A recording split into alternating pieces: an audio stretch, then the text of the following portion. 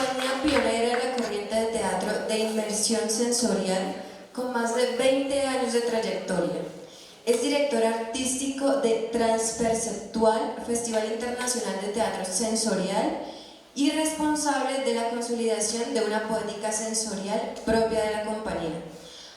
Ha creado y dirigido más de 15 obras de dramaturgia sensorial, ha dirigido coproducciones internacionales con compañías de Colombia y Argentina, y codirige junto con Héctor Fernández una sede en la Ciudad de México con una curaduría enfocada a expresiones inmersivas, sensoriales y perceptuales alrededor de lo artístico, lo educativo y lo terapéutico.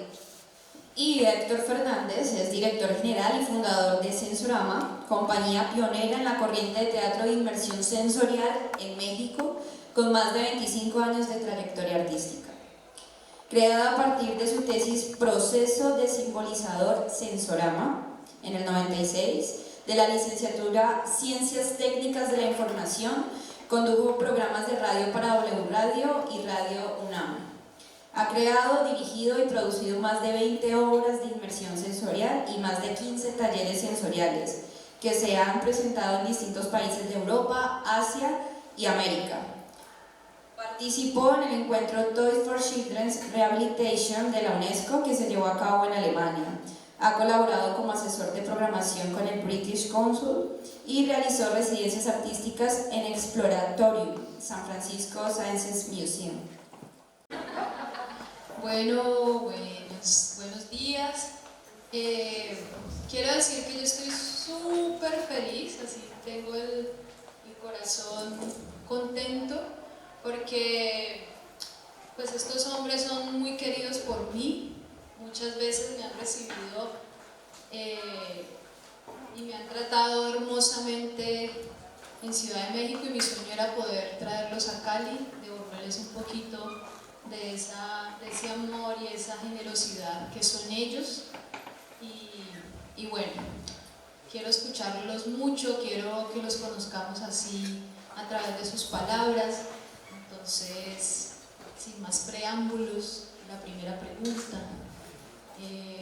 Decidimos presentarlos juntos porque son una familia, son del mismo grupo creativo, de la misma compañía, del mismo camino, hermanitos de la vida, y pues vamos a hablar del mismo tema, ¿no? Entonces, aquí están junticos. Bueno, empecemos. Cuéntenos qué es Sensorama y de dónde viene ese nombre. Bueno, pues yo creo que es importante para dar contexto. Primero, estoy muy feliz de estar en Cali. La primera vez que vine había un petróleo aquí y ya la vi. Claro, o sea, todo comenzó con, para mí, el espectáculo más increíble que hay, que son los sueños. No sé si les ha pasado que están soñando y no saben que están soñando, que van caminando y se caen en el sueño y el cuerpo responde como si fuera real esto. Inclusive puede haber un sueño que se llama el wet dream. O sea, puedes tener un orgasmo con alguien que no está ahí a tu lado, o sea, todo está aquí. Entonces, para mí, pues es una gran puesta de escena, ¿no? Que viene del inconsciente y viene de otros mundos. Entonces, pues después de esos sueños, dije, wow, pues esto ocurre cuando tienes los ojos cerrados, y casi siempre las cosas más profundas de tu vida ocurren cuando cierras los ojos, cuando estás dando un beso, cuando cierras los ojos y vas para adentro, ¿no? Entonces, pues decidí vendarme los ojos 2 días y decirle a mis amigos que me pasearan con los ojos cerrados, ¿no? Y entonces, pues ir a desayunar, comerte tus huevitos estrellados con los ojos vendados, pues te vas imaginando cómo se estira el huevo y te imaginas al mesero, y luego vas al cine, ¿no? Fui a ver una de Cronenberg, fuertísima, con los ojos cerrados, y me hacían bromas mis amigos, y pues ya no sabía. Entonces, bueno, así fue explorando. Luego fui al fútbol, al Estadio Azteca, y bueno, pues, wow, ¿no?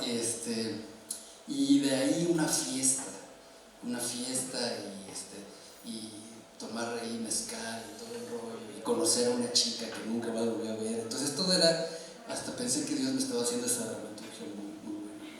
Entonces así se originó. Yo no soy, soy comunicólogo, pero ahí me di cuenta que estaban posibilidad de contar historias con los sentidos, con otra parte. Estoy hablándoles en 1994, o sea, 26 años. Entonces, bueno, de ahí ya empecé a hacer mi tesis y cuando tenía un programa de radio, que eso es importante para agarrar contexto. Entonces el radio es mucha imaginación y yo hacía unos programas que era conectar, se llamaba transmisión de sentidos a larga distancia. Entonces decía en la noche, por ejemplo, voy a transmitir en vivo desde la tina de mi baño y el que quiera entender realmente el programa pues tiene que tener su tina, su agua concreta y luego voy a poner música abstracta. Entonces nos desnudábamos al aire, ¿no? Así de, yo me quito la camisa como me quito los miedos, y la gente que estaba hablando del otro lado también. Nos metíamos al agua y yo ponía música acuática y empezabas a decir que sentías con el agua. O sea, hace 26 años, entonces pues sí, todo el mundo decía que era muy pacheco, así dice, fumas mucho allá en México, ¿no? Entonces decía, no, es un programa de pachecos. Pero uno pues era sentir y era relacionar música con el agua concreta. Entonces realmente transmitía en vivo. Una vez me eché en paracaídas transmitiendo en vivo, así, estamos a 9600 pies. Entonces te transmitían las emociones. Así comenzó. Entonces con el programa de radio empecé a darle una estructura hasta que se hizo la primera experiencia como una historia que yo llevaba a la gente al bosque. Bueno, primero empezaba en un McDonald's. Entonces decía, vean dónde estamos. Nos vendamos los ojos y nos vamos yendo de la estructura, ¿no? Como de la Matrix. Entonces en el McDonald's nos vendábamos los ojos y la gente así, ¿qué pasa? Y nos sacaba de allí y nos íbamos al bosque, nos alejábamos de ahí. Esa fue la primera como historia, ¿no? O sea, como que me empecé a dar cuenta que podía contar algo que yo quería a través de sabores, aromas, movimiento del cuerpo y así. Entonces, bueno, ese es el contexto de Sensorama. No se llamaba antes Sensorama, sino que fue hasta que a un amigo me hizo ver que senso y el lugar, ¿no? Claro que en México hay uno que se llama Superama, que vas a comprar tus cosas, pero entonces así surgió Sensorama. Y esa es la parte interesante cuando empecé a hacer mi tesis, que ahorita ya cuando llegó Damian le dio todo otro toque, porque yo era muy de irme a la India, muy hippie. Entonces yo siempre hacía mis experiencias relacionadas con cosas muy, pues con los huicholes, con el peyote, y así íbamos al bosque y hacíamos historias muy en el campo. Y cuando empecé a hacer mi tesis me di cuenta que había gente que había hecho experimentos en San Francisco con unos cuartos de privación sensorial. No sé si sepan, es como un tanque de agua que tiene la misma temperatura de tu cuerpo. Tú te pones así, entonces flotas porque tiene mucha sal sin esfuerzo, te cierran la puerta, todo es oscuro, y entonces la teoría de estos científicos era que si no ves nada y no hay otra información y te ponen las tablas de multiplicar, por ejemplo, te las vas a aprender porque no hay otra información. Pero la gente empezaba a alucinar. Entonces eso en las historias sensoriales, después de 10, 15 minutos que no estás viendo, no le entra luz a tu cerebro, empiezas a entrar a como empecé, a como un sueño, pero estás despierto. Entonces los sonidos, tenemos una sala en México que tiene el sonido alrededor y tiene lluvia, te cae lluvia. Entonces en la experiencia te van cayendo la lluvia, más con los ojos vendados, los sonidos, entonces empiezas a entrar como en un sueño, y por eso pues se pone bueno, pero es legal. O sea, segregas químicos. Yo me di cuenta de que cuando estaba estudiando, segregas químicos, ahora sí que el público, su cuerpo es el escenario, y ahí sucede, y aparte con lo que está sucediendo a nivel electroquímico, aparte con los aromas, entonces entras a ese estado, ¿no?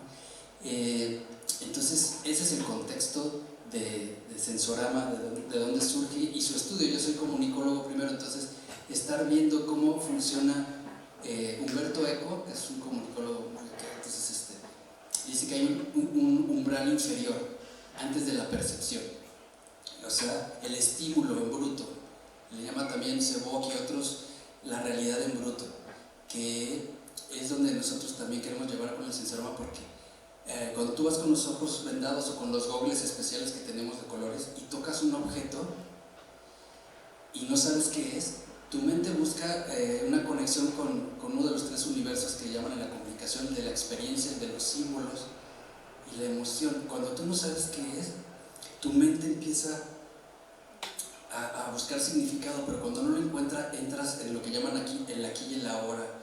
Entonces, es muy interesante esa experiencia. Hace rato hablaba sobre la semiótica sensorial, que dice mi asesor de tesis que cuando haces el amor decentemente, ese ratito del orgasmo, estás en la realidad en bruto, estás ahí hasta que tu mente empieza a bajarlo y a hacer parcial. Estoy teniendo esto, está pasando esto. Entonces eso es muy importante en el Sensorama, entrar en esos instantes a través de una narración que está hecha más con una semiótica sensorial. O sea, tú compones, escribes como, a ver, ¿qué posición del cuerpo? ¿Qué tal si está en posición fetal? Pongo una música intrauterina y lo pongo adentro de un saco, y la experiencia está siendo en el cuerpo del espectador, con aromas, con sonidos, con sabores. Esa es como la base.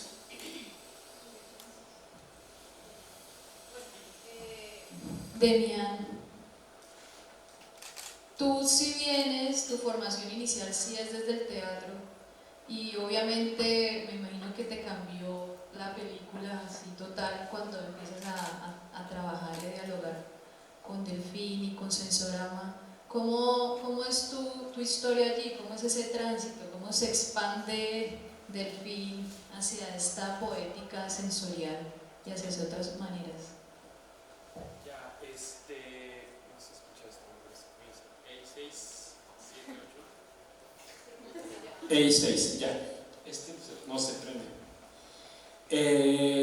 Sí, yo mi formación es de teatrero, soy egresado de la Escuela Nacional de Arte Teatral de Bellas Artes en México, y realmente es una formación académica dentro de los cánones del teatro clásico estructurado. Acabando la carrera fue que coincidentemente, a partir de amigos comunes, me encontré con Héctor, y creo que lo interesante de ese momento, narrando ese proceso, es que a mí me tocó ya en el momento donde, después de que estuve en radio, de que hizo algunos experimentos, se hizo como, ahora podríamos definirlo como una intervención escénica en una casa, donde era un recorrido por toda la casa, en lo que llamamos ahora silencio visual, que es cerrar los ojos. Y era una experiencia muy simple, a través de la tierra, el agua, el viento y el fuego, pero era un experimento muy potente, ¿no? Muchos de los participantes en ese experimento, en ese happening, en esa locura, ahora son artistas consumados, ¿no? De México hay músicos, teatreros, artistas, performeros, ¿no? Entonces había una energía muy, muy potente, muy enorme. Entonces la gente entraba a la tierra, entonces estaba todo lleno de tierra, había plantas por todos lados, había unos músicos tocando los tambores de una manera potente. Entonces era entrar a algo que te rompía totalmente, ¿no? Y era una experiencia donde no había palabras, no había nada más que pura sensación, ¿no? Y era adentrarte a este espacio donde había estímulos sensoriales, había sabores, había aromas, ¿no? Entrabas descalzo, pero sobre todo me parece que había esto que está planteando Héctor, que era llegar a los umbrales de la sensación, donde no había información que procesar. El cerebro no tenía información visual, no tenía la información de palabra, que es con lo que normalmente nos relacionamos con el mundo, a través de la imagen y a través de la palabra. Pero si entras a esta sala, no de aislamiento sensorial, sino de estimulación multisensorial, empiezan a pasar muchas cosas a través de la percepción del cuerpo. Me parece que hay algo muy potente y es muy importante en el proceso de dramaturgia que hemos descubierto a lo largo de los años, es que empiezas a generar toda la memoria del cuerpo, toda la memoria corporal que está en mi cuerpo, ¿no? Mi cuerpo es este continente, ¿no? Donde está todo este proceso de lo que me ha acontecido. Entonces se empiezan a despertar memorias y se empiezan a exportar imágenes que yo como participante no sé de dónde me vienen estas imágenes, pero me empiezan a suceder estas imágenes. Entonces era una experiencia muy potente, una locura.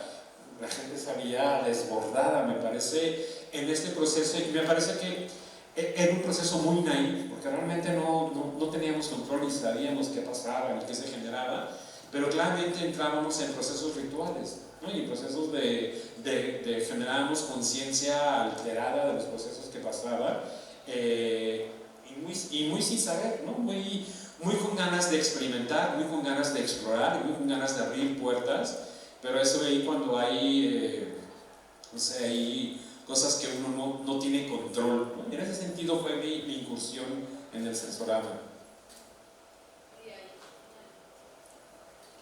Bueno, hay algo que también ahora Verónica hablaba, o que se abrió por allí, ese caminito, es esa relación con el otro, que yo en lo que hace Sensorama ni siquiera lo llamaría el otro espectador, porque nunca estás en esa posición. ¿Cómo conciben ustedes desde la creación de la experiencia sensorial la relación con el otro? ¿Qué buscan? ¿Qué han encontrado? ¿Qué sucede allí? Bueno, ya nos han hablado un poco de lo que sucede.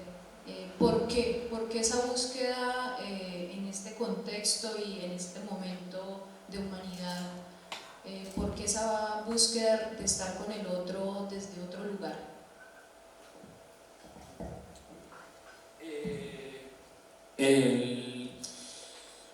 Un poco haciendo esta historia, esta arqueología en el proceso, de alguna manera siempre el trabajo fue con el otro, ¿no? Trabajar por el otro. No sé, pienso en esta definición que le leí a Rubén Ortiz, que habla de cómo define el teatro, que el teatro, definiéndolos muy simplemente, es A haciendo de B mientras C mira. Y lo que hace el sensorama es olvidarse de A y B y se centra en C. Entonces la experiencia acontece en C, ¿no? El escenario es el cuerpo del participante, ¿no? En su sensibilidad, en su memoria, en su inteligencia, en su imaginario. Entonces hay un proceso de absoluta horizontalidad, ¿no? No hay... el artista no es más ese ser que siente y que genera, y a partir de que yo siento, el otro mira y entonces también siente y le cuento, ¿no? El artista trabaja para que le suceda el acontecer al público, y eso ha estado presente desde el inicio del trabajo de Sensorama. Me parece que no fue algo que pensáramos, simplemente sucedió, y en el camino, bueno, lo hemos decodificado, lo hemos estudiado, lo hemos generado. Entonces me parece que ahí yo lo miro que es un trabajo de mucha generosidad, ¿no? de trabajar para el otro. Muchas de nuestras experiencias, recuerdo, donde termina la experiencia y muy deliberadamente hacíamos que el artista nos saliera para que no tuvieras ese feedback de regreso de que tú eres el que genera el proceso. Realmente yo no soy el que genera el proceso, sino nosotros somos los facilitadores para que tú sueñes, tú te sientas, te imagines, tú generes y te pase todo ese proceso abayazador que tiene que ver con ser sensible, con estar vivo, ¿no? Entonces, el material con el que trabaja el Sensorama es estar abierto a la sensibilidad, estar abierto a toda esta capacidad de sentir, de procesar y de relacionarnos con el mundo, con la realidad. muy deliberadamente en un inicio trabajamos claramente al margen de la mirada, ¿no? Y claramente al margen de la palabra.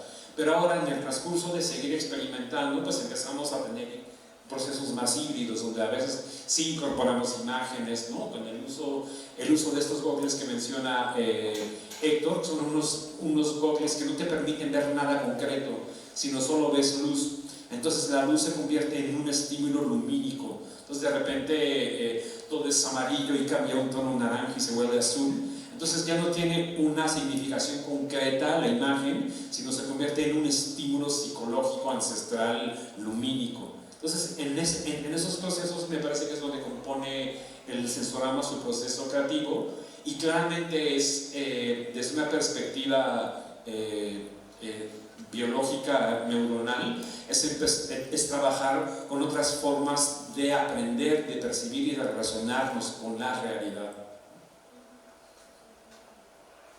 Bueno, precisamente de esas otras formas viene la pregunta ahora para Delfín. Eso es muy interesante, lo del actor o el intérprete que desaparece. Pienso en lo que dice Enrique Vargas, como que en esta crear la experiencia para el otro, la pretensión máxima de quienes estamos moviendo la experiencia es poder desaparecer. Y esto confronta mucho los valores, ¿no? De lo que a uno le enseñan como actor o como creadora. Déjate ver, sí, estás iluminada. Como que no, está bien entre poder desaparecer, y claro, entre más potente y preciso es el estímulo, el otro va solo, ¿no? El participante va solo y vos cada vez tenés que hacer menos y cada vez podés desaparecer en esa perspectiva, y eso es muy bello porque es trabajar para otro, que también confronta un montón de paradigmas de nosotros, de sociedad. Bueno, también de esa relación que se gesta con el otro, obviamente uno empieza a ver allí unas cualidades muy propias del ritual, y yo siento que tú hablas, por ejemplo, y bueno, me has hablado de esa relación con lo ritual, con los huichol, con el peyote, con los honguitos, con todo esto que además en México se siente súper vivo, la oportunidad de estar en una relación ritual con los pueblos originarios. ¿Cómo alimenta el temazcal, el ritual, la creación de ustedes? ¿Cómo los alimenta y cómo eso se siente en la creación de Sensorama? Wow, yo creo que aquí es algo muy interesante porque es como un binomio de... Primero, nosotros ahora estamos llamando la revolución perceptual, ¿no? O sea, sí, para que haya una revolución tienes que revolucionar tu percepción. Entonces, el camino de poder componer, primero entender que somos muy visuales, ¿no? Siempre estamos con el WhatsApp, siempre estamos viendo así, entonces es un acto revolucionario que vayas a un espectáculo y que te digan no vas a ver. Entonces a nivel neuronal pasan cosas muy interesantes, que es salir de tu zona de confort, y relacionándolo con las plantas de poder, ¿no? Con un peyote, un yaje. Cuando tú entras a perder el control, sales de tu zona de confort.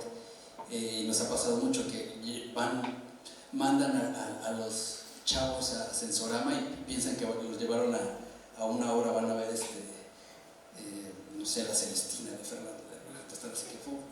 Entonces llegan así y decimos, no, pues no se preocupen, jóvenes, pues no todos van a terminar la obra, que le dé miedo levante la mano, porque van a llevar estos goggles. Entonces ya es como que, o sea, como vengo a ver, no venía a ver una obra, y entonces estoy relacionando esta parte siempre, la parte ritual, los ritos de paso son una prueba. Cuando tú te vas a convertir en esta Marcia Eliade, ¿no? Que ya estaban diciendo de los ritos, que estamos viendo lo del caimán, ¿no? Entonces, en todos los ritos, en todas las técnicas arcaicas del éxtasis, hay ritos de paso. Y todo rito de paso es una revolución, es meterte una anarquía en tu modelo de percepción. Entonces, nos fundamenta el cambio de percepción que, como dices, en un temazcal tú tienes que aguantar o ir más allá de tus posibilidades. Cuando tú vas a una experiencia de esta, pues tienes que hacer como un rito de paso, porque dejas tus ojos un ratito, y más en México, que es también como Colombia, que puta, y no me van a robar. No te preocupes. Entonces ahí empiezas a romper esos esquemas, y es muy alimentado, porque yo he visto cuando estaba en India en un ritual en el Ganges, siempre hay la prueba, siempre hay algo que tienes que superar. Entonces nos alimenta, lo ancestral está conectado con la revolución interna. De hecho, me gustaría hacer una investigación sobre, a ver si los que tengan papel y pluma, a ver si pueden, sin pensarlo mucho, si hay aquí psicólogos, a lo mejor ya hicieron esta prueba, pero lo estoy haciendo como investigación porque lo he hecho en varios lados del planeta, y a ver qué pasa aquí en Colombia. ¿Listos? ¿Listas?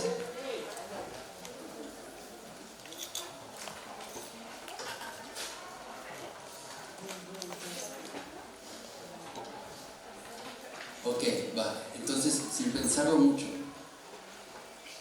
ok, dibujen una niña. Tienen 5 segundos.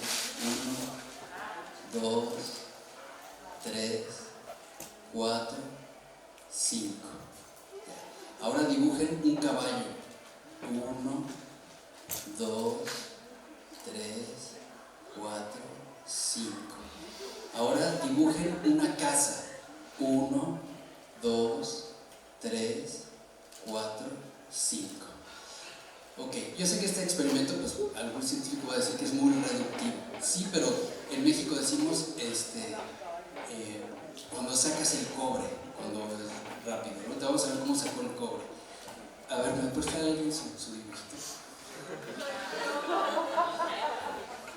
Ok, los demás cambien. Fíjense cómo está la casa. Todos hicieron una casa de 2 aguas, ¿no? De 2 aguas, o sea, casitas así. Sí, ¿no? Bueno, qué bueno, porque solamente uno me hizo un iglú, obviamente por su onda, estaba por allá arriba por Siberia. Pero es muy interesante ver que en México lo hacemos y en otras partes, pero casi ya nadie vive en una casa de 2 aguas. Pero claro, como dijeron por ahí, es más fácil porque vas a lo que tienes en tu sistema operativo más fácil. No pusimos un iglú porque no vivimos ahí o no lo hemos visto en los cuadernos de texto.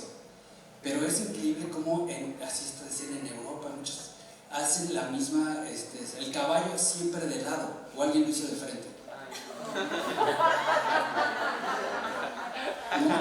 Entonces, ¿por qué? Porque también en los libros de donde aprendimos toda nuestra percepción, como estamos configurados en el Windows que tengan, o algunos de ustedes ya tienen otros sistemas operativos, aquí viene la revolución, cuando tú empiezas a irte hacia romper las estructuras, como están hackeando la de esa, pero pues la investigación sigue, ¿no? Si alguien lo hizo de frente, solo una vez me hicieron uno de frente en un ruso, creo, pero bueno, yo sé que es reductivo, pero aquí es cómo está nuestro sistema operativo, y entonces relacionándolo ahora con lo ancestral, siempre como que lo ancestral, un viaje mítico, inclusive los huicholes con el peyote, cuando tú vas, hacen como un tour, no digamos como, ¿cómo se llama? El corrupto, pero este es el espiritur, ¿no? Entonces, el espiritur te llevan a un lugar antes de entrar al desierto, al lugar sagrado. Y ahí tienes que limpiarte tú, y hay unas cosas muy interesantes, de una dramaturgia increíble, que es, primero tienes que hacer unos lazos por cada cosa que tengas, cada problema, y vas haciendo nudos, luego los echas al fuego, y luego no empieza la obra de teatro hasta que no cazan un venado de verdad, ¿no? Entonces puedes pasar 5 días esperando hasta que cazan el venado y luego ya puedes entrar y vas por distintos lados haciendo, ellos les llaman puertas dimensionales. Pues, obviamente uno ni las ve, pero ahí está, vamos todos y vas con todos los muchones y haces. Entonces, todos estos caminos nos han inspirado porque hay un momento, y que es lo que nos gusta transmitir, la sorpresa, cuando tú empiezas a hacer conexiones que antes no hacías o revalorar la conexión de algo como si fuera la primera vez, ese es el punto y eso es lo que nos ha brindado volver a ver las cosas desde otra perspectiva en el escenario de los sentidos, en el escenario de tu cuerpo, y se juntan increíblemente esas cosas míticas, esas tradiciones sagradas con estas experiencias. Aquí estamos haciendo las primeras experiencias, aquí como estamos en familia, ya con primero con flores de Bach, ¿no? Que son muy leves, pero ya empezar a hacer una obra y que primero te comas un poquito de una planta, es algo que estamos empezando a explorar y espero contar con su discreción.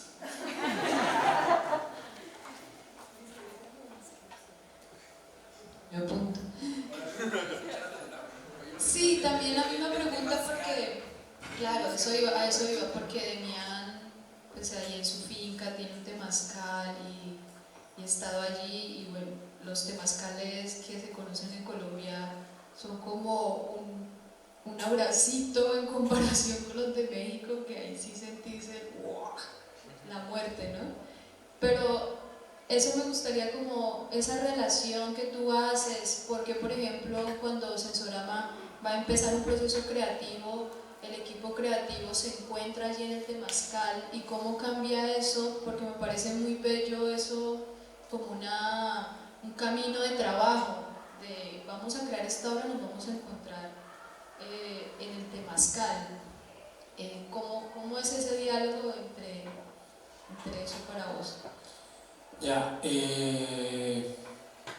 bueno, comentar un poco en esta relación que hemos tenido Delfín y yo, es nuestra relación más exitosa, ¿no? Ya nos hemos divorciado varias veces de nuestras parejas, pero nosotros seguimos trabajando juntos, ¿no? Hemos encontrado una simbiosis creativa. Delfín me parece que es un explorador, es un buscador, ¿no? Es un ser con un espíritu de exploración muy grande. Y yo creo que algo que hemos rescatado y que hemos incorporado a todo el proceso creativo es el hecho de experienciar, ¿no? Que el proceso tiene que ver con experimentar, con experienciar, y experienciar tiene que ver con estar con todo mi cuerpo, ¿no? Con no estar en el lado de la butaca nada más mirando, sino experimentar, que me suceda. Y el hecho de que haya un proceso de experienciar tiene toda una connotación bioneuronal, ¿no? Hay un proceso de sentir, de caminar, de generar, se empieza a hacer todo un proceso de camino que es diferente de poder leer o mirar a experimentarlo. Entonces, todos estos procesos rituales, el proceso del temazcal, el proceso de todo esto, claramente lo que lo puedo definir es que es una experiencia, me sucede. Y en cuanto que me sucede, hay una impresión en mi sistema nervioso central. Y eso implica que hay un proceso de emoción, que hay un proceso de recuerdo. Entonces, claramente por eso recordamos las experiencias, ¿no? Y algo que leemos no tiene esta impresión en nuestro sistema nervioso. Entonces, el temazcal, que es una práctica ritual ancestral mesoamericana, dicen los abuelos, que son de las pocas prácticas que sabemos que tienen una génesis de 3.000, 4.000 años en la historia del ser humano, ¿no?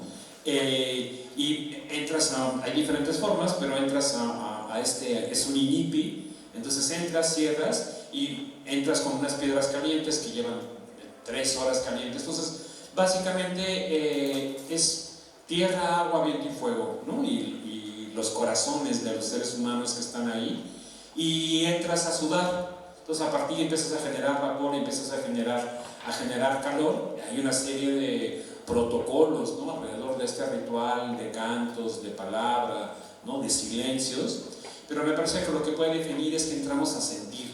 Entonces sientes con toda la potencia de sentir el calor, ¿no? Y que empiezas a generar, y este calor es muy interesante como el proceso, fisiológicamente hay suficiente oxígeno para que podamos respirar, ¿no? Puedes respirar sin ningún problema, pero la mente en su proceso de sobrevivencia, difícilmente estamos en un contexto donde haya calor en esa intensidad, y si estamos en un momento de calor en esa intensidad, seguramente algo grave está pasando, ¿no? Y habría que correr, ¿no? Entonces genera procesos de confrontarnos, de mirarnos, en procesos de miedo, que es un proceso irracional, ¿no? La gente puede espantarse mucho, pero realmente no pasa nada, y el momento de que pasas ese momento de que te das cuenta que no pasa nada, empiezan a pasar muchas cosas, ¿no? En otro sentido, empiezas a pensar con la piel, con el pulmón, con los recuerdos, ¿no? Con otros procesos mentales, y me parece que es ahí donde al sensorama le interesa ese proceso, romper los paradigmas perceptuales, poder romper la forma en que habitualmente nos relacionamos, ¿no? No vemos la realidad como es, sino vemos la realidad como somos, ¿no? Entonces, a partir de cómo somos es que percibimos el mundo.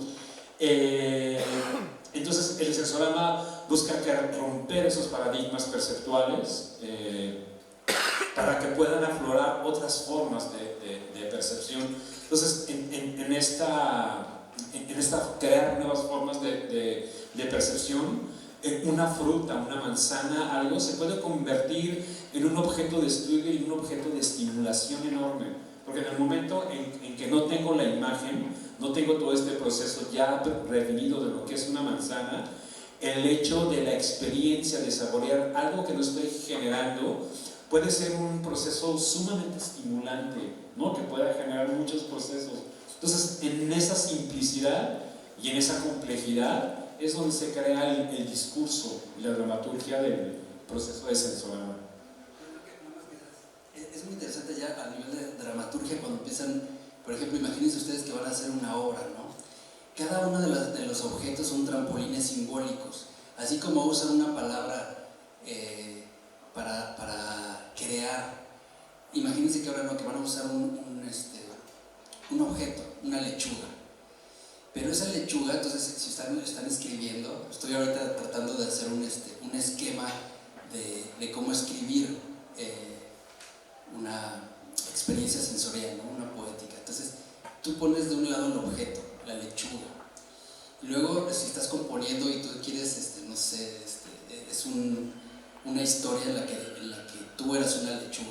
Entonces, lo voy a poner en posición lechuga. Tienes que poner posición, qué aroma voy a usar, y puedes hacer como contrarrestar, porque es muy interesante ver yo me acuerdo cuando vi el acorazado Potiomkin, no sé si se los puse, pero nosotros como en cine era vital que tú vieras cómo sale una tercera escena de dos escenas. Por ejemplo, si estaba la escena del acorazado Potiomkin, que está una carne podrida, y luego viene un político y tú solito haces la tercera escena, ¿no?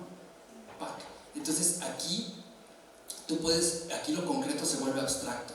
O sea, si tú vas a hacer una poesía con puras sensaciones y tú pones una lechuga más un candado, que quiere decir que, no sé, que le están poniendo demasiados fertilizantes a la lechuga, ¿no? Lechuga más candado, igual, entonces tú tienes una significación. Pero alguien te dirá, no, pues no le pongas la lechuga porque estás hablando de la lechuga. Pero aquí, hablando de escribir de dramaturgia, la lechuga, a lo mejor es la lechuga hasta después de 5 minutos después. Entonces la nueva forma de escribir a nivel de sensaciones es muy interesante. Ustedes como dramaturgos nada más pónganse a hacer ese ejercicio, que tuvieran que transmitir una historia de 3 minutos con puros objetos, música y sonidos. Entonces ahí viene una composición muy interesante y muy multidimensional, porque si de por sí una palabra, como decían, una palabra puede tener muchas formas de que la gente lo vea, pues una sensación todavía se va más multi, ¿no? Ayer estábamos en el taller que estábamos dando y entonces me decía, pero tú tienes como una dirección, porque tú quieres decir, por ejemplo, en el tierra, agua, viento y fuego, ¿no? Están componiendo ustedes una historia, y entonces se supone que tiene que tener una dirección, pero tú tienes que estar consciente de que la persona que toca la manzana se puede ir por otros lados. Entonces, bueno, más quería plantear esta parte de qué interesante es escribir con puras sensaciones, una dramaturgia sensorial, y con respecto a juntar todo lo que dice la parte espiritual y que si pones una cosa, entonces se pone muy interesante. Yo les convoco a hacer una pequeña historia sin palabras y solo con sensaciones, una poesía, estaría buenísimo.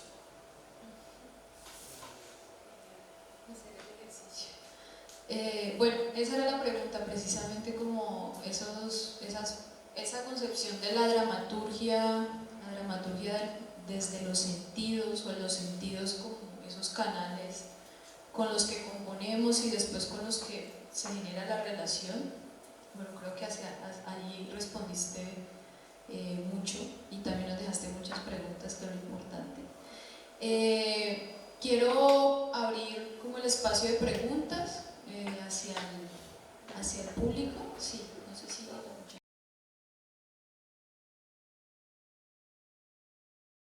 Hola, mucho gusto, mi nombre es Ana Saldarriaga.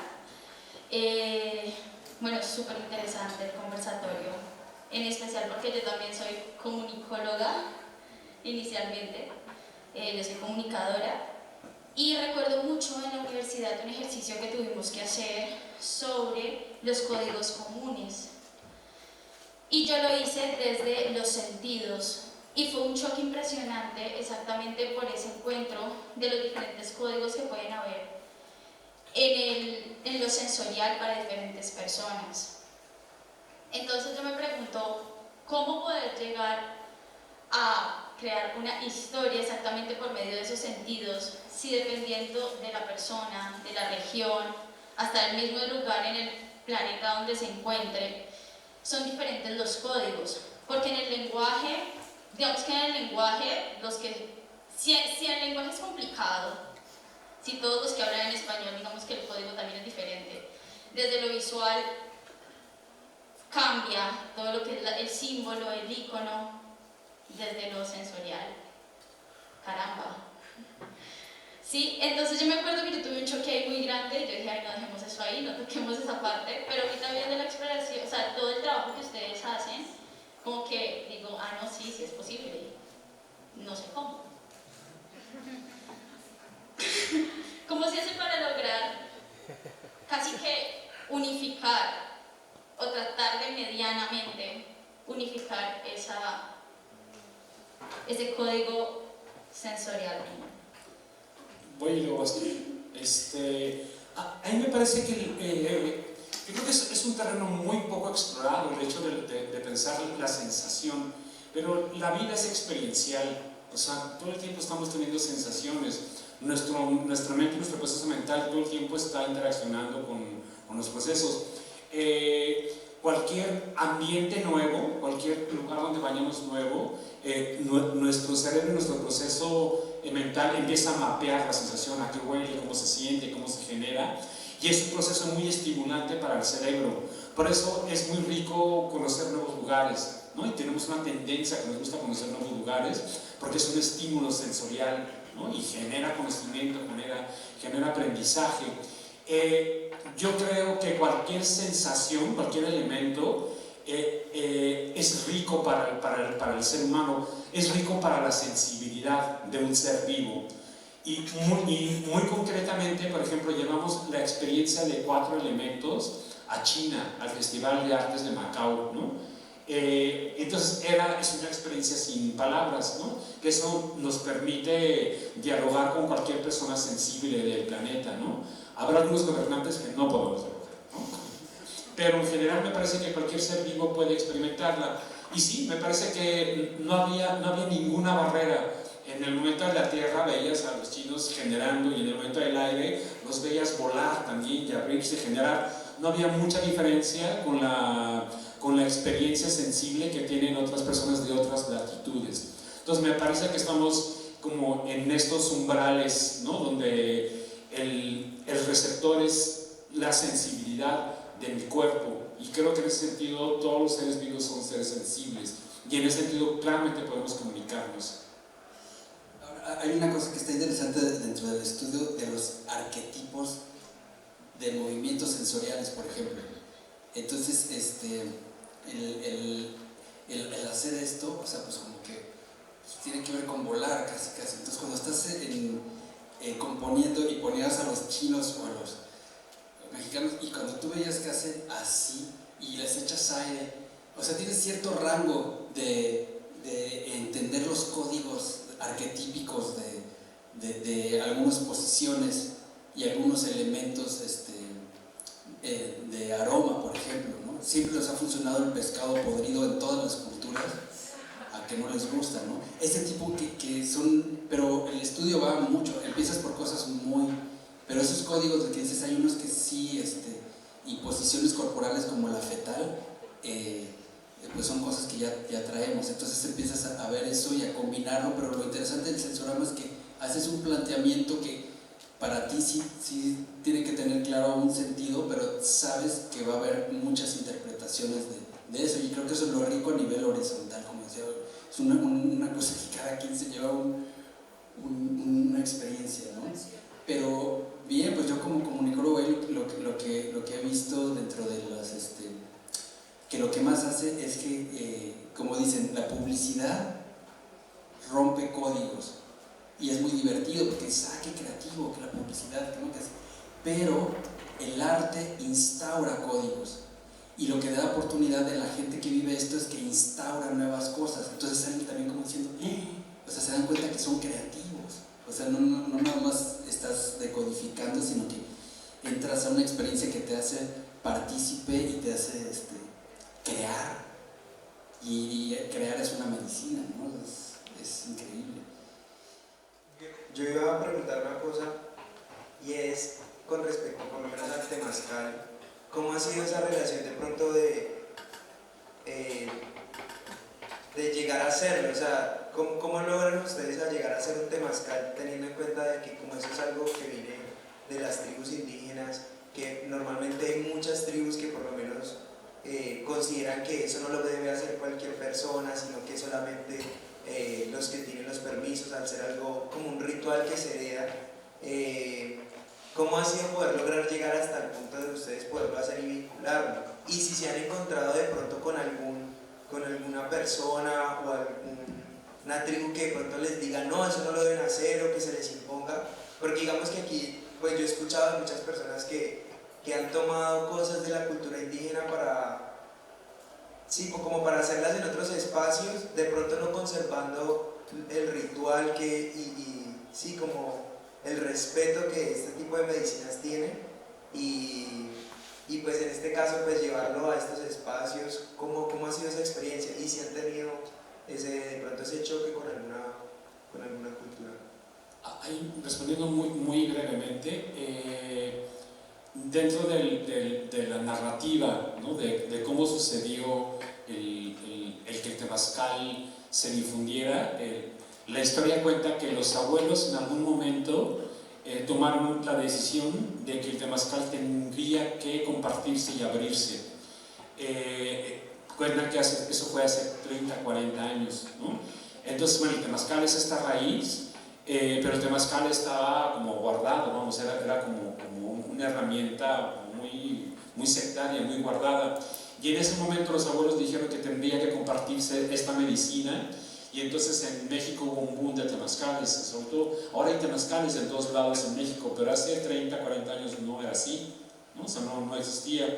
Entonces, y cuento esto, me parece que es una herramienta tan poderosa que hay que utilizarla, y hay que generarla, y hay que transformarla. No sé, cosas, por ejemplo, el temazcal se calienta utilizando leña, ¿no? Leña. Lo que menos necesita el planeta en este momento es dióxido de carbono, ¿no? Entonces habría que buscar otras formas de generar esos procesos, y es lo que dicen los abuelos. Cuando los mayas, los zapotecas, los mexicas hacían sus prácticas, eran absolutamente contemporáneos y sensibles a su contexto, ¿no? Seguramente los abuelos ahora tendrán que ser súper sensibles y abiertos al contexto en el que estamos. Yo creo que es una herramienta muy poderosa que hay que utilizar, Y claramente eso implica una ética, ¿no? Y una responsabilidad y una sensibilidad respecto de cómo llevarlo, ¿no? Finalmente me parece, creo que si la esencia del temazcal es generar medicina, es generar salud, pues es algo que hay que seguir cuidando, porque esa es su razón de existencia, ¿no? del temazcal. Pero me parece que también, como en este espíritu creativo y artístico, es un elemento tan rico que me parece que vale la pena explorar, ¿no? Y mirarlo desde distintos encuadres y enfoques, ¿no? para generarlo. Nada más rápidamente, brevemente, en la tercera edición del festival, donde estuvo Jenny, Tania Galindo, que es una colega de nosotros, el espectáculo que ella planteaba era danza, era general y terminaba dentro de un temazcal, ¿no? Como parte del hecho creativo, ¿no? Entonces hay que utilizarlo. Claro, sumar a eso que no cualquiera guía un temazcal. O sea, eso requiere un trabajo sobre sí mismo muy juicioso, un trabajo en todos los niveles, todos los aspectos, porque quien guía el temazcal está de alguna forma pues moviendo la energía de todos, y a eso solo llegas cuando te has hecho cargo de muchas cosas tuyas. Por ejemplo, Tania ha hecho todo un camino, ¿no? Ella trabaja y estuvo con una abuela temazcalera por mucho tiempo, y entonces ella dice: hago una obra en donde muestro todos mis caminos que van desde sensorama, danza buto y termina en temazcal, pero para ella poder guiar ese temazcal pues ha hecho un trabajo tremendo, igual que Demián, igual que Delfín. Es decir, no es que sí, como ay, voy a guiar mi temazcal y ya lo hago en mi casa, no la logras, mejor dicho. Digamos que eso tiene la potencia, es otro lugar. Igual yo entiendo el lugar que vos decís, ¿no? Como esa apropiación, y lo mejor de esa apropiación es que eso nunca se puede sostener en el tiempo. De alguna forma, si te metes con cosas poderosas, pues esos poderes en algún momento te van a pasar la cuenta. Y eso pasa un montón aquí en Colombia, por ejemplo con la apropiación del yagé, como que vos ves gente que empezó a compartir y de repente los ves ya es como y mal y todo, y es porque se metieron a trabajar con algo que requiere pues unas preparaciones muy fuertes, y si no las tenés, la misma medicina te muestra, ¿no? No estamos arriesgando. Bueno, también es muy interesante, solamente como esta cita de algo que hemos hablado, porque estamos creando una obra con Demián, que trabaja, donde nos preguntamos mucho lo ritual, y si lo ritual es algo exclusivo de los antiguos, o lo ritual es una forma también de organización energética, poética, de presencia que todos tenemos como humanos, y en esa medida todos tenemos esa posibilidad de hacer ritual, de crearlo, de ser contemporáneos y hacer nuestro ritual de este momento. Esa es la pregunta ahí como para dejar. Oye, antes de que se me olvide, vamos a tener el cuarto festival bueno, esta vez no es internacional porque pues, ya vieron cómo nos fue con el COVID, pero como para invitarlos que estén ahí cerca y pasarles esto, ¿no? Para que ojalá un día trabajemos juntos. Sigue la maestra Lucía, Oriana, tú, yo y Natalia.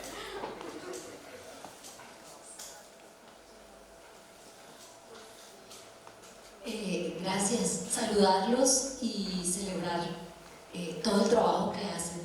No los conocía, bueno, sí, pero a distancia. A ti, Delfín, que viniste antes y lo vi así un poquito, pero nada que ver. Pero conozco, había tenido referencias de su trabajo.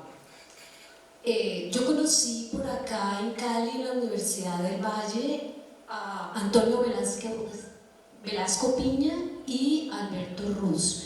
Ellos venían de la caravana Arcoiris, 12 años caminando Sudamérica, y ya pues tenían otras experiencias de caminar de México a Estados Unidos, a la Gota, parte de África, parte de Asia, y pues eso nos tuvo acá como 2 semanas que los acogimos en la Universidad del Valle, hicimos temazcales allá con ellos, y La Brumana, que es otra finca en kilómetro 30, que también hacen rituales, y pues a mí me interesó muchísimo todo lo que ellos contaban, porque ellos estaban investigando cómo era el estado de este mundo, de los rituales y qué pervivía de los antiguos, ¿no? De estas culturas y cómo era el estado ahora. Y pues ellos contaban igual que para poder ser preservados todos estos rituales, porque fueron digamos, condenados por los conquistadores por ser obscenos y suprimidos, entonces para preservarlos los mandaron allá al mundo, al norte, y pues luego también fueron bajando, ¿no? Cuando ya los tiempos eran propicios.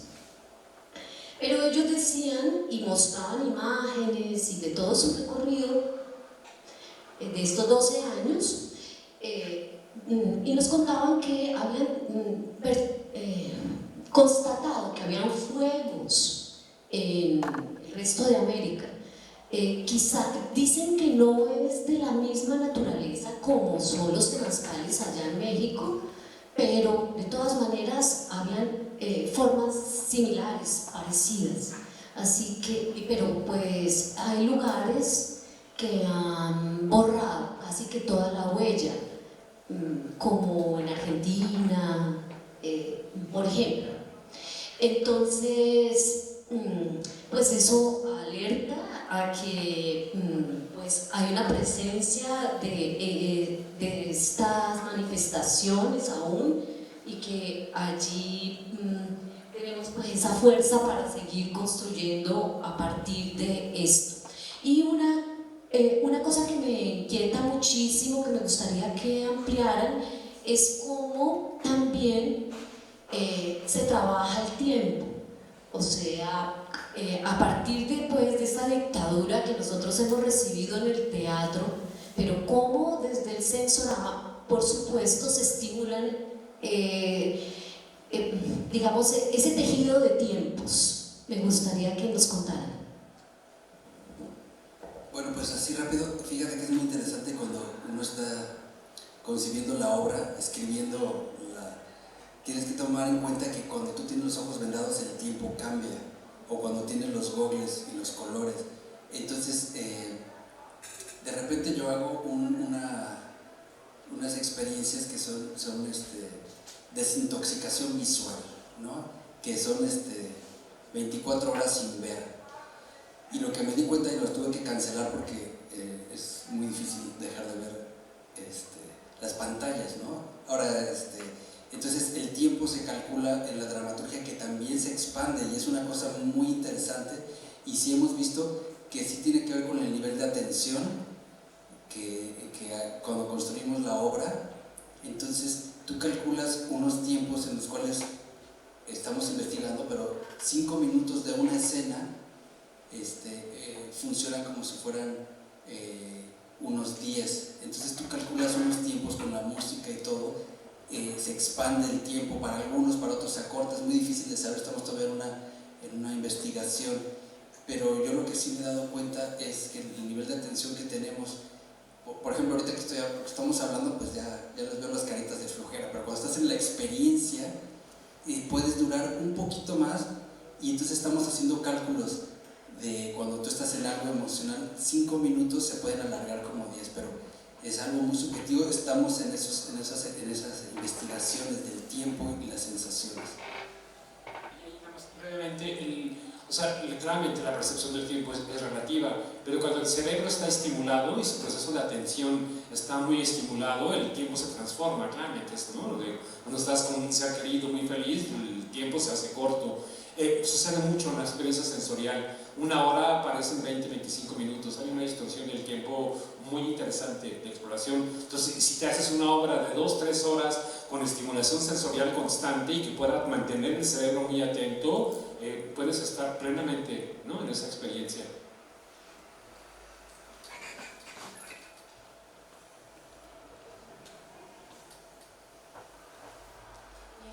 Hola, buenos días. Mi compañera Gina y yo tenemos una duda, y es si en algunos de las experiencias se han acercado personas tanto con mutismo como con personas invidentes, y cuál ha sido como esas reflexiones o esa experiencia que tuvieron ellos en los encuentros. Ya, sí, todo el tiempo me parece que es una, como una apertura a, digamos que esta cualidad de no ver, o una cualidad de alguien sordo, implica una forma distinta de ser y estar en el mundo, y eso implica una forma distinta de percepción. Digamos, eso es un trabajo que a Sensorama le importa mucho, el hecho de la inclusión, ¿no? Tenemos un trabajo de inclusión, de poder acceder como a ese tipo de públicos. Entonces hemos trabajado con personas con distintas discapacidades. Incluso recuerdo un festival, la Apabullante Minoría en Guadalajara, donde trabajamos con personas, con chicos enfermos en unas condiciones de parálisis cerebrales muy profundas, donde no podían ni tener lenguaje, tenían que los alimentaban con sondas, o sea, en unas condiciones muy difíciles, y hacíamos la experiencia sensorial tal como se las hacemos a las personas normovisuales. Y entonces era una experiencia, finalmente, dentro de estas características limitantes, son sensibles, ¿no?, y perciben, tienen una relación con la realidad en condiciones que nos es difícil nosotros imaginar y sentirlas. Pero recuerdo muy bien esa experiencia donde había un chico donde era en silla de ruedas, lo alimentaban con sonda, no podía hablar y todo, y dentro de la experiencia empezaba como a gritar, a hacer sonidos, ¿no?, y su mamá lo que decía es que está contento, ¿no?, y está estimulado, ¿no? Entonces era de enchinar la piel, de todo ese proceso sensorial generaba eso. Y nada más como paréntesis, el festival que hace Sensorama, el énfasis es en la inclusión, ¿no? Son Festival Internacional de Teatro Sensorial por la Inclusión.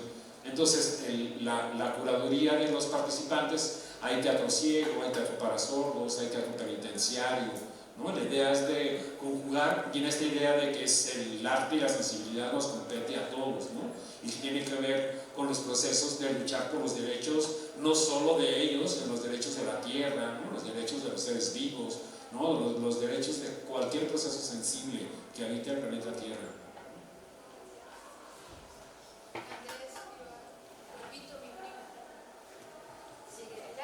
Hola.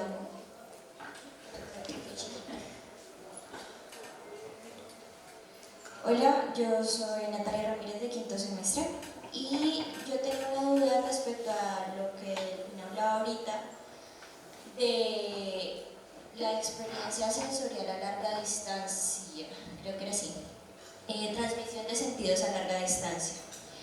Esto, ¿cómo se podría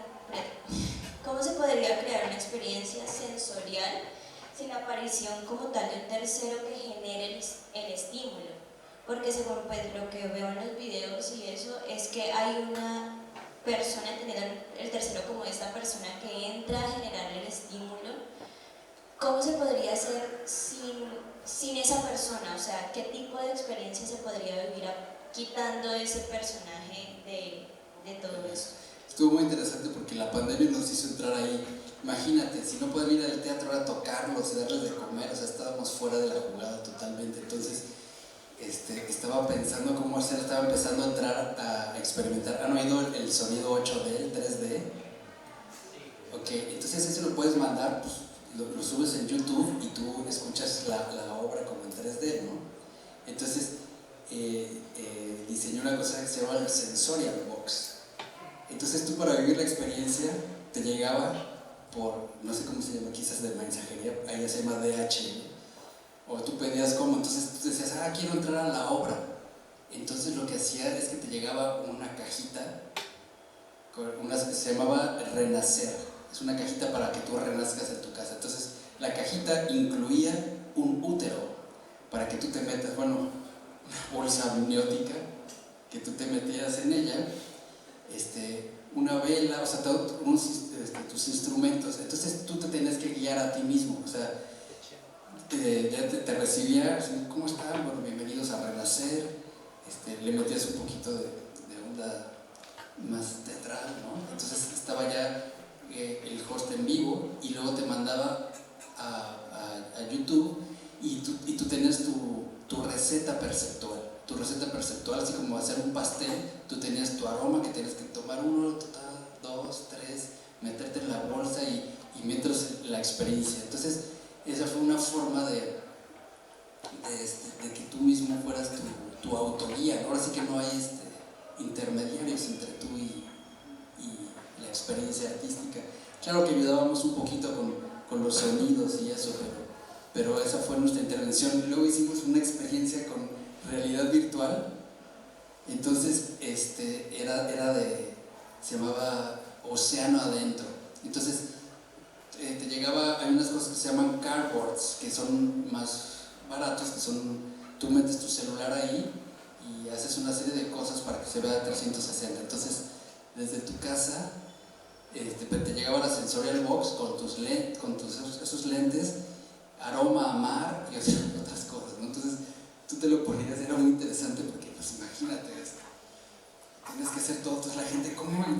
Era un rollo. Pero entonces ya cuando se lo graban, empezabas a caminar por tu casa, pero estabas caminando por el océano y tú echándote tu propia tu agua, y yo veía el video porque decía, por favor no apaguen la cámara, quiero ver esto.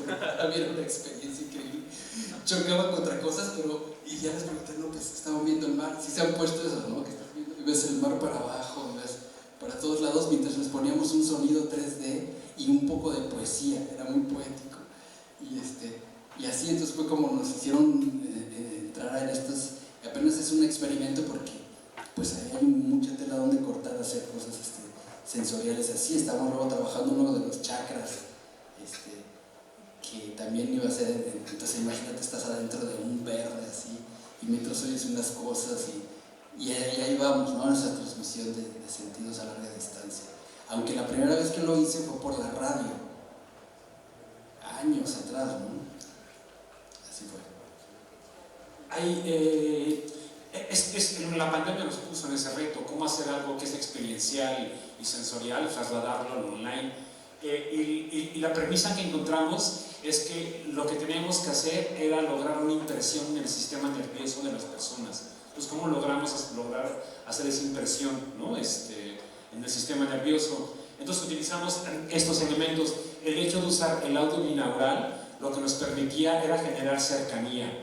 Lo que el teatro sensorial es muy cercano, sientes a la persona. Entonces el poder grabarlo binauralmente hacía que yo sintiera cercano a la persona.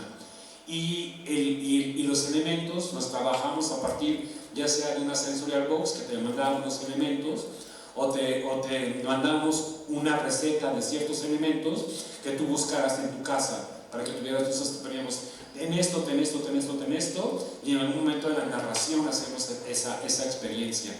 Y ahí jugamos con esta idea de trampolín simbólico, ¿no? Te pedimos un elemento que para ti signifique la esperanza, ¿no? Un elemento que para ti signifique,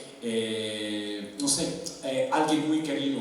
Entonces yo, persona, busco los elementos en mi casa y yo mismo le doy ese significado a ese elemento mientras voy escuchando la dramaturgia. Hemos hecho muchos experimentos. Hay una experiencia que se llama Luminiscencias, que es un viaje a través de los chakras grabado binauralmente, y tienes unos elementos y en algún momento abres los ojos y ves toda una estimulación lumínica y vuelves a cerrar los ojos, y es un viaje de 50 minutos muy potente, ¿no? Y también hicimos un ejercicio muy interesante que era un ejercicio para niños que se llama Un lugar para los monstruos. Entonces es un cuento sensorial online, y ahí la idea es que los papás son los cómplices. Todos los papás son los generadores de los elementos. Entonces mandamos toda una serie de instrucciones a los papás: ten esto, ten esto, ten esto, ten esto, ten esto, ten esto. Y entonces ya los niños ven la experiencia. En algún momento los niños cierran los ojos y el papá es el generador de la experiencia. Entonces es una experiencia súper bonita, ¿no? O sea, como papá, pues lo que más quieres en el mundo es que tu hijo esté contento, sonriente, ¿no? Entonces ves a los papás haciendo sus pininos a través, ¿no? Haciendo las experiencias sensoriales y poniéndole el casco y poniéndole la almohada y poniendo todos los elementos que les ponemos, y de esa manera generamos la interacción, ¿no? Sensorial a través de lo online. Buenos días a todas y a todos.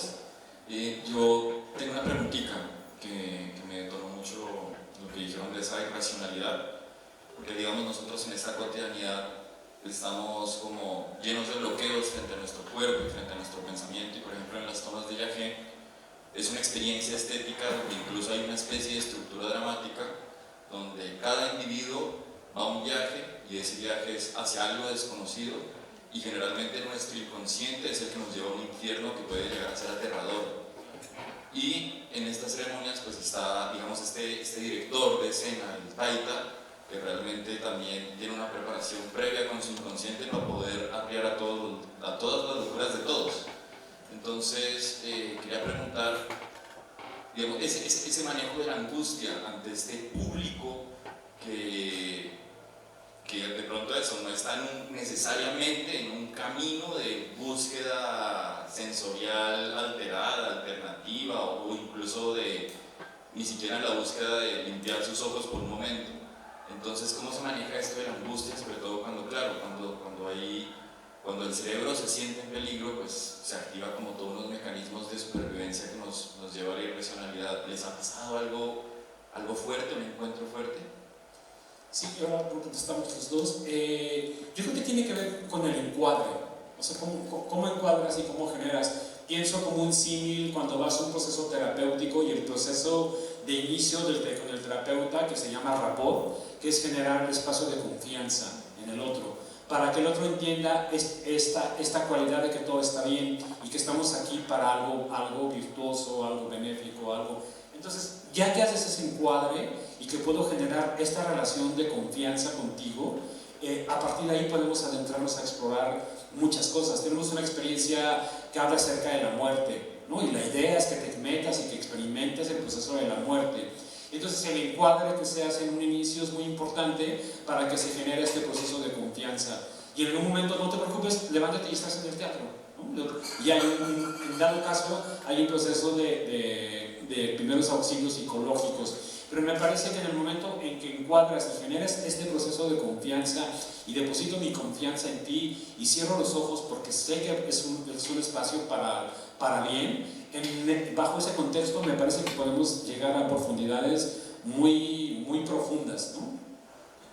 Y dentro de la dramaturgia, o sea, tú sí haces ¿cómo vas a hacer ese rapport? La persona que te recibe, tenemos una estructura y ciertas, pues sí, es un guión en el cual tú ya tienes esa confianza, ya sabes qué va a pasar, y también les dices, como dijo hace ratito, ¿no? Que cuando llega la policía y dice, es teatro, no hay bronca. Entonces, cuando tú también le dices, no te preocupes, te puedes quitar la venda, y eso también a nivel biológico, en el yagé o en alguna de esas, aunque digas, ya no quiero, ya estás a la mitad. En cambio aquí, aunque también es un poquito, tienes que hacerlo despacio, pero también te puedes quitar la venda y ya, ¿no? A veces yo, dentro de la dramaturgia, incluimos esa parte de la broma, no se preocupen, nada más te quitas la venda y estás en el teatro. Y entonces, hacen como ese clic. Y sí hemos tenido que, y sí han pasado cosas, porque en la de muertos, o sea, te entierran. Y entonces ahí empiezas tú, cuando está la música, ¿no? Y me acuerdo de la dramaturgia, entonces, ¿qué música escogimos? Y luego te ponen así, te ponen tu flor aquí, y te entierran, te ponen una capa, y empiezas a oír las paladas de la tierra en surround, y empiezas a oír llantos, y eso, entonces ahí es con la gente, y sientes la capa aquí, y entonces ahí se pone muy bueno. Muchas veces pues sí, ponemos el aroma copal, cosas que te conectan, pero después si sales, algunas veces tengo que usar el ABC de la psicología, pero está diseñado también por el tiempo a que no llegue ahí. Eso también es una investigación del diseño, porque no ha sido tanta gente la que un entierro es fuerte. Y si se acaba de morir alguien, un amigo tuyo, y ahorita con el COVID y todo esto, entonces siempre sí tenemos ahí ciertas recomendaciones, pero pues por ahí sería, ¿no?, la contestación. Bueno, y ahora viene una de muertos. El Día de Muertos se pone muy bueno en México, y si sale tenemos una experiencia online por si la quieren vivir un día, ahí luego conectamos y la pueden vivir desde aquí, teniendo una foto de alguien que quieran mucho, una vela, su comida favorita y su bebida favorita, y hacemos un ritual online que ha quedado muy bien, ¿no? Así que los invitamos ahora el Día de Muertos a que estén ahí conectados. Tenemos dos preguntas. Gracias. Buenas tardes ya. La mía va como en esa misma línea, muy cerquita, pero pues bueno, ya tengo el micrófono, entonces voy a tratar de orientarla no tan parecida. Y es que hay un código, ¿no? Cuando vamos a teatro hay un código ya establecido. ¿Soy yo? Hay un código del teatro que me voy a sentar. Creo que ustedes, me llama mucho la atención que ustedes tienen un gran terreno ganado, digámoslo, en que si alguien sabe que va a una obra de ustedes, tiene que estar preparado para ciertas cosas, ¿no? Y es un poco la descolocación, lo llamaría yo así. Y en medio de esta descolocación me surgían dos preguntas, en esa misma línea, como lo decía, es como si les ha ocurrido algo que, a pesar de que alguien sepa a qué va, ocurra un hecho, digamos, traumático, no trauma como algo malo, sino como algo que separa. O sea, alguien que se quitó la venda, grita, entonces de alguna manera eso afecta a los otros, porque en este otro código del teatro yo he estado en obras donde alguien grita y insulta al director y se va, o a los actores y se va. Y de alguna manera, pues para mí es menos, creo yo, traumático nuevamente, que estar en este otro estado, ¿sí? Porque hay un nivel para mí muy interesante de lo que ustedes logran crear. Y bueno, la otra es como más operativa en esa misma ruta, que tiene que ver de alguna manera para mí algo muy interesante con esto del ritual, que es cuando yo voy a un temazcal, digamos, de alguna manera, hay una disposición también de mi llevar, de mi estar, de mi vestimenta, ¿no? O sea, yo veo un temazcal y de alguna manera así, o tengo que estar desnudo, o medio en chingue, o algo así, y ya voy preparado. Además que si llego a una obra de ustedes, hay una invitación previa, hay ciertas cosas, me imaginaba ahora una chica o alguien con una condición que no le permite ir al piso o muy apretado, o sea, que lleva jeans, entonces claro, fue tal, y era que yo no venía preparado y eso sería muy bacano si yo hubiera estado como en ropita suelta, pero ahora el jean no me deja subir. O sea, ¿cómo ha sido eso? Un poco más en esta reflexión, quisiera oírles, no es una pregunta muy concreta ni muy Claramente, si cuando una persona va al Sensorama, digamos que jugamos de local, ¿no? O sea, ya hay cierta información, cierta generación, cierta disposición. Creo que básicamente, si tienes disposición, puede suceder cualquier cosa. Pero sí hay un proceso de introducción, como hay un proceso de cercanía, y eso tiene que ver con que tu mente tenga la suficiente información para que entienda que todo va a estar bien, ¿no? Y que a partir de eso, y me parece que algo que creo que es muy importante y fundamental, y a veces puede sonar cursi, pero me parece que es claramente que es un proceso muy amoroso, ¿no? El proceso del Sensorama tiene que ser un proceso muy amoroso. Entonces, a partir de que es un proceso amoroso, me permite que la gente puede bajar la guardia y permitirse experimentar y explorar. Sí ha pasado que alguien se quita la venda o que a alguien no le guste, sí, claro que ha pasado, pero me parece que en un 99% me parece que la gente acepta el juego, ¿no? y la experiencia. Algo que nos ha pasado cuando vamos a jugar de visitantes, también un área de Sensorama trabajamos mucho con la iniciativa privada, ¿no? Parte de nuestro trabajo es trabajar con la Matrix, ¿no? Con las marcas. Entonces las marcas nos contratan para generar experiencias de sensibilización a necesidades específicas de comunicación.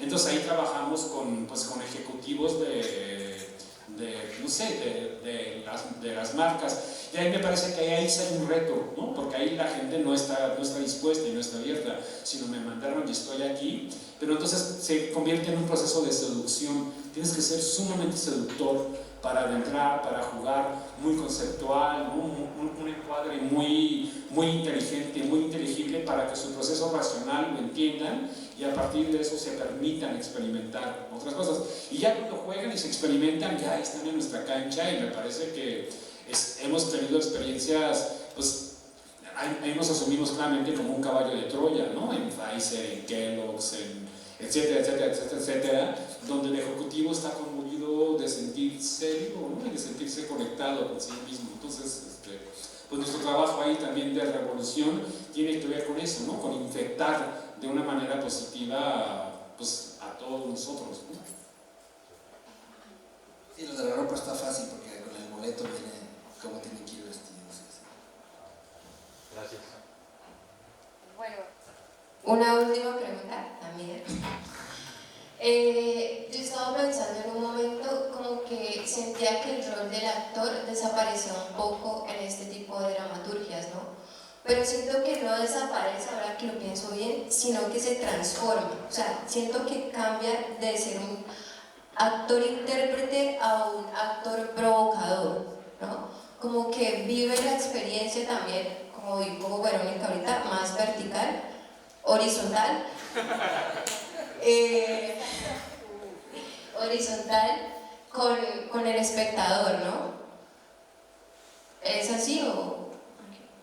Sí, no, sin duda, claramente se transforma, pero claramente yo veo un artista trabajando e interactuando, porque el hecho de interactuar con nosotros implica que estés abierto, sensible a la escucha, ¿no?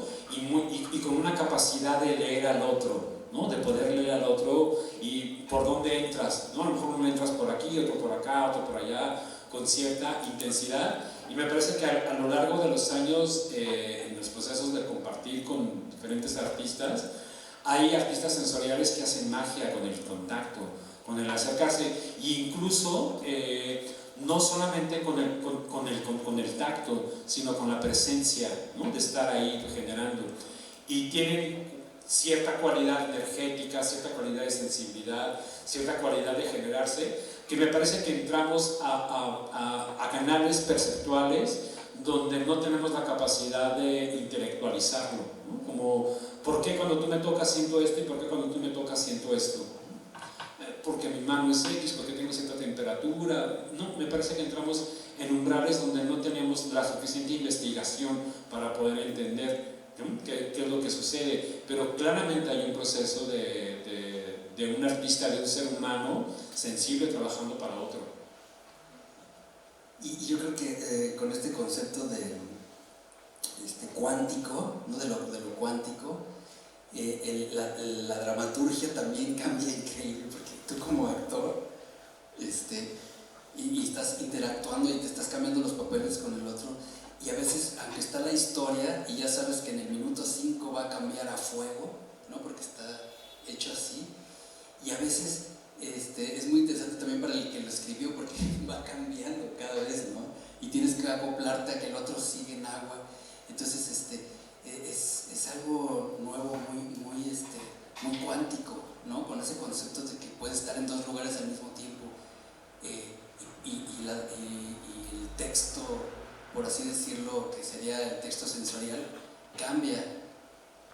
Y ahora, para cerrar la idea, me parece que el trabajo del artista sensorial es muy gratificante, porque el feedback que tienes, el contacto que tienes es de mucha cercanía. Entonces, claramente puedes sentir el fruto de tu trabajo muy en tiempo real, porque todo el tiempo estoy sintiendo, y el hecho de que haga que el otro sienta, claramente implica que yo también sienta, ¿no? En un momento, el hecho de tocar implica ser tocado, ¿no? Entonces el hecho de interactuar implica que yo también interactúe. Entonces todo el tiempo hay un intercambio energético muy profundo, ¿no? Entre el trabajo del artista y el público participante.